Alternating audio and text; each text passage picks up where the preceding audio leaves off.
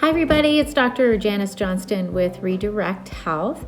Just want to talk to you a little bit today about masks. I know that things seem to change and recommendations change sometimes every day.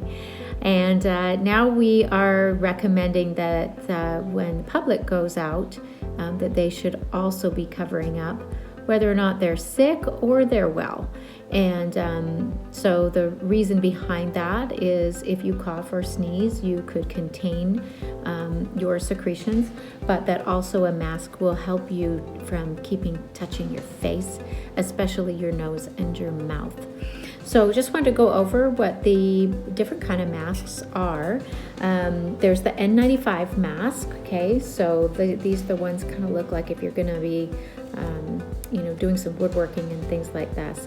These are the best kind of mask, and honestly, we are currently recommending that these be reserved for healthcare workers just because they are in such short supply. They will have a little respirator on there as well.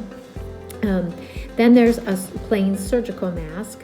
Again, these are also in short supply, and so we're recommending these to be reserved if we can for healthcare workers too. There's two different sides to these, so if you do have one, make sure you wear it properly. There's a colored side. This is sort of a light blue in color. Sometimes they're yellow. That goes on the outside.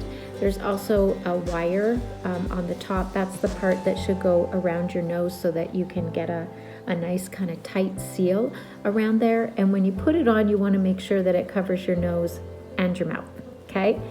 And then lastly, a lot of people are starting to make masks out of fabric. And I have a really cool one. It's in the leopard print, which is kind of fun. You want to make sure that you have something that has two sides. So we'd like to see it at least with two pieces of fabric. Something that's a thicker fabric is best. And if you can, to put like a felt lining in between to capture even more particles, that would be the best. These are great because you can launder these, and laundering them often would definitely be good. There are patterns that you can find on the CDC's website, and we'll post a link to those. So if you're interested in making some for yourself, or even sharing some masks that you make at home with others, I know doctors' offices, we want these too. Just wanted to go over those with you. If you have any questions, please put your comments below. Thanks.